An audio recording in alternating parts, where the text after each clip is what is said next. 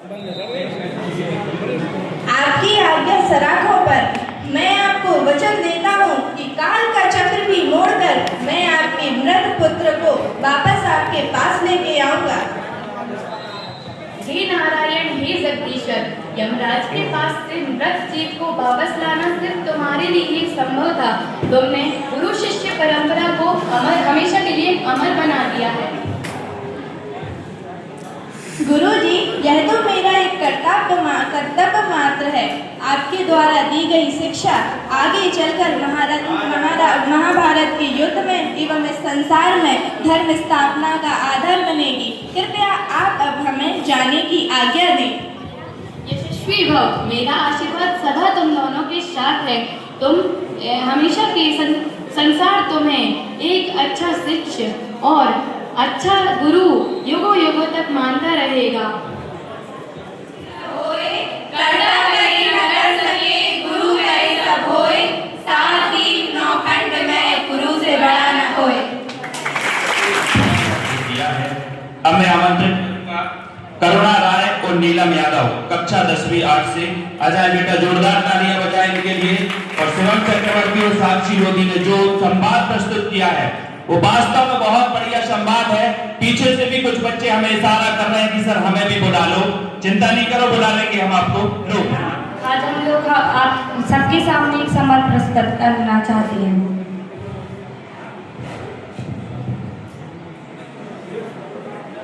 प्रणाम गुरुजी। सदा सुखी रहो।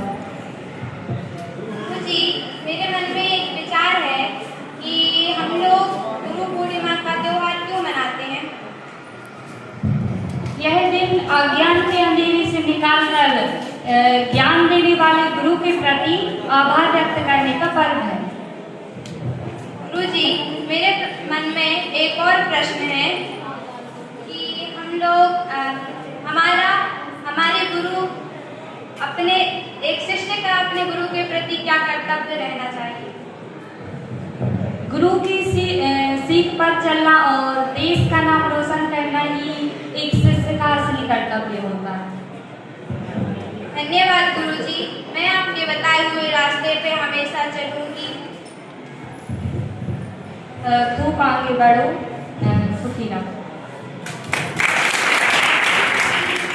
सभी शिक्षकगण एवं सभी सम्मानित जन भाई बहन को मेरा नमस्कार।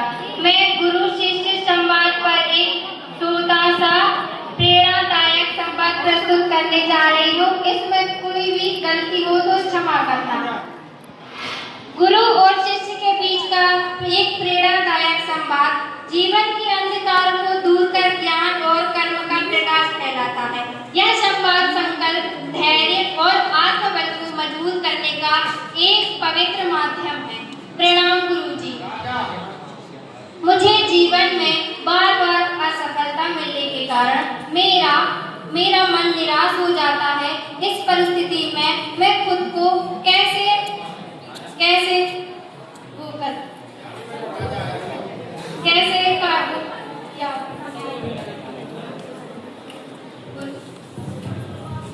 शिष्य, असफलता कोई अंत नहीं है। यह केवल हमें यह बताता है कि अभी हमारा प्रयास पूरा नहीं हुआ है। जिस प्रकार दीपक जलने से पहले यह परवाह नहीं करता कि वह फूंक से बुझेगा या हवा से। जी गुरुजी, पर गुरुजी, जब सभी लोग हंसी से मेरा मजाक उड़ाते हैं तो मेरा आत्मविश्वास डगमगा जाता है। इस कारण मैं डर को कैसे दूर करूं? शिष्य, दूसरों की बातों पर ध्यान मत दो, क्योंकि जब एक बीज को अंधेरी जमीन के अंदर दाबा जाता है तब वह एक विशाल वृक्ष के रूप में निकलता है। तुम्हारी मेहनत ही तुम्हारी सफलता होगी। क्या मुझे अपने लक्ष्य को प्राप्त करने के लिए इतनी लंबी प्रतीक्षा करनी होगी?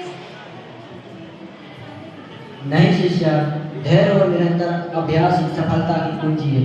क्योंकि जब एक नदी बहती है तो वह बहने से पहले अपना रास्ता नहीं बनाती, जब वह बहती है तो अपना रास्ता स्वयं ही बना लेती है। जी गुरुजी, मैं समझ गई। तब तक मत रुको जब तक तुम अपना लक्ष्य प्राप्त ना कर लो। बहुत अच्छा। अनुशासन यह उदाहरण है कि यदि हमें अपने जीवन में सफल होना है तो हमें अपने जीवन में अनुशासन को उतारना है। मेरा नाम श्रियान साहू है, मैं कक्षा 11वीं का छात्र हूँ।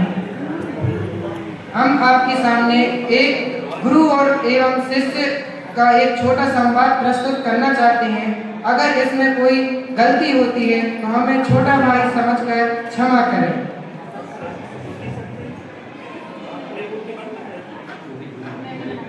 प्रणाम गुरु जी। आयुष्मान भवा। कहो, आज तुम कुछ उदास दिख रहे हो, क्यों, कुछ बात है? जी गुरु जी, मैं मेहनत तो बहुत करता हूँ पर परीक्षा में अच्छे अंक प्राप्त नहीं कर पाता हूँ और कभी कभी तो मैं बहुत ज़्यादा निराश भी हो जाता हूँ। असफलता से घबराना नहीं चाहिए, क्योंकि असफलता ही सफलता की पहली सीढ़ी है। अच्छा, ये बताओ, तुम पढ़ाई कैसे करते हो? मैं पढ़ाई तो कई घंटों बैठकर करता हूँ पर मुझे चीज़ें अच्छे से याद नहीं हो पाती। कई घंटे बैठना यह समस्या नहीं है, बल्कि मन को एकाग्र करना है और ध्यान से पढ़ना है, रटन बिल्कुल नहीं मानना है, और जो पढ़ो उसका निरंतर अभ्यास करना है। जी गुरु जी, अब से मैं समझकर और समय बांधकर पढ़ाई करूँगा। बहुत अच्छे, क्योंकि निरंतर प्रयास ही सफलता की असली कुंजी है। अर्थात करत करत अभ्यास के जड़मती हो सुजान, रसरी आवत जात के सर पर परत निशान।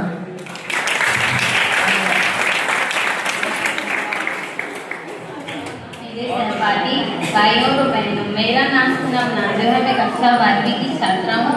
मैं आज आपके सामने गुरु शिष्य संवाद के इस पावन पर्व पर गुरु शिष्य की सत्यता पर आधारित एक कहानी बताने जा रही हूँ। विद्या एमार केरल के मल्लापुरम में एक अच्छी मैथ टीचर थी। एक दिन उनके स्टूडेंट ने उन्हें रेलवे स्टेशन के पास भीख मांगते हुए देखा। तब स्टूडेंट ने उन्हें पहचाना नहीं और उनके पास जाकर देखा तो वह उनकी क्लास टीचर थी। उन्होंने पूछा कि आप यहाँ कैसे? तो टीचर ने बताया कि मेरा सेवानिवृत्त हो जाने के बाद मेरे बच्चों ने मुझे छोड़ दिया है और मैं अपना जीवन यापन इस रेलवे स्टेशन पर भीख मांगकर कर रही हूँ। तब छात्रा भावुक होकर रोने लगी और उनको अपने घर ले जाया, उनके खाने की व्यवस्था की और उनके रहने के लिए एक उचित स्थान दिया और अपने दोस्तों से संपर्क किया जो उनकी टीचर ने उनको पढ़ाया था। उनको बुलाया और उनकी मदद की, जिनसे उनका जीवन यापन एक सरलता से हो सके। यह गुरु शिष्य की सत्यता पर एक छोटी सी मिसाल है। Thank you.